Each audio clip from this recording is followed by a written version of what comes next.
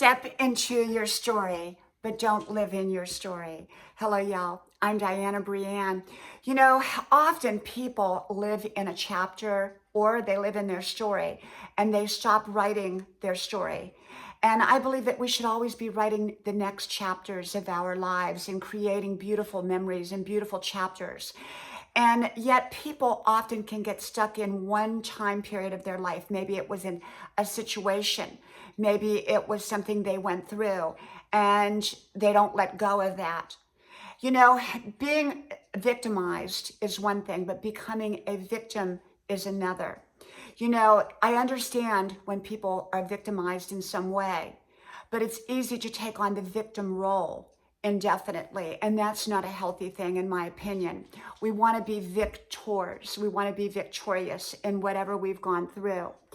And as we write our story, I say our, but I mean our. That's a little bit of Southern accent coming out of there. Um, so when we're writing our story in life, it needs to be authentically ours. We don't compare it to anyone else's story because they have their own unique story, no matter how similar or how different. No one's story is better or less than someone else's story. Your story may be very unusual. You know, we've all got our own story. And so the thing about it is you want to be authentic with your story. You want to be truthful with your story. And you get to decide how you share your story and to what level you share your story. And even what chapters you want to share. Some people are an open book and some people are a closed book and some people are something in between. It's whatever you decide that you want. But often through sharing our story, we help other people, but also we inspire other people. And some people may not like you for your story. You know, that's their choice.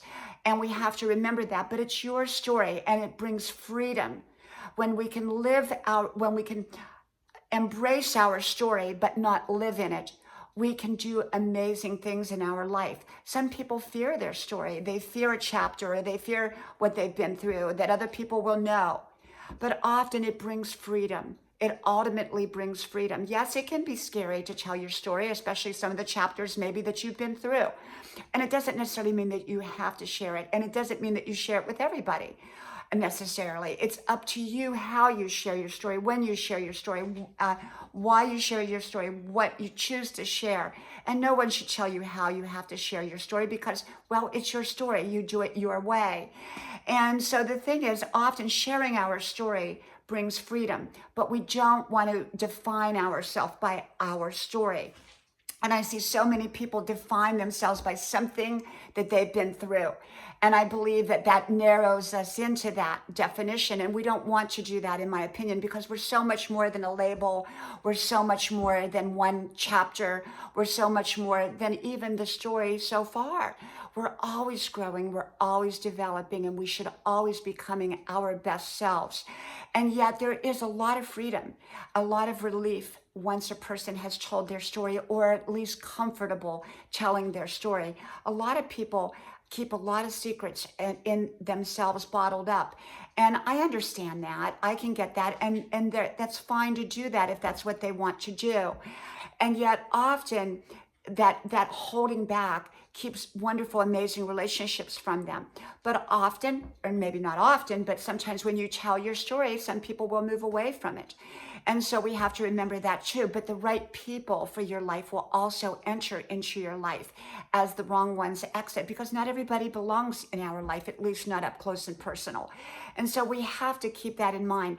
But when your story comes out in any way, whatever your journey and whatever amount that you want to share about yourself, it takes a lot of bravery sometimes to show and talk about where you've been or the successes that you've had or and it's not being boastful. You're just sharing your journey. You're sharing your story.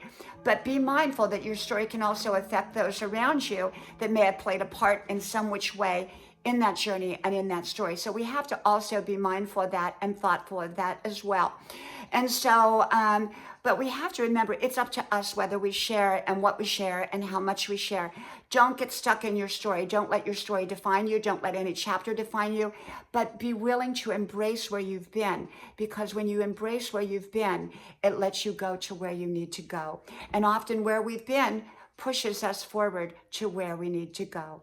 Okay, from my house to yours, I hope to talk to you soon again. Bye-bye.